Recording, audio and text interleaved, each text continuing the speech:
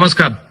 सिकंदर शेख हा महाराष्ट्र केसरी रुस्तम हिंद असलेला पैलवान, महाराष्ट्राचा स्वाभिमान, महाराष्ट्राचा अभिमान, हा सिकंदर शेख आणि मी एका गल्लीत एका गावात राहिलेलो आहोत. त्याच्या पूर्ण कुटुंबाला मी स्वतः व्यक्तिशः ओळखतो. पूर्ण मोहोळ तालुका, सोलापूर जिल्हा त्याच्या कुटुंबाला ओळखतो.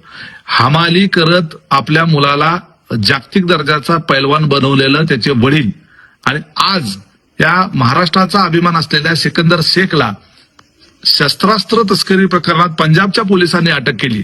मुळातच हा विषय संपूर्णपणे संशयास्पद आहे. सिकंदर शेख याने आतापर्यंत पंजाब आणि हरियाणामधल्या शेकडो पैलवानांना चितपट केलेला आहे.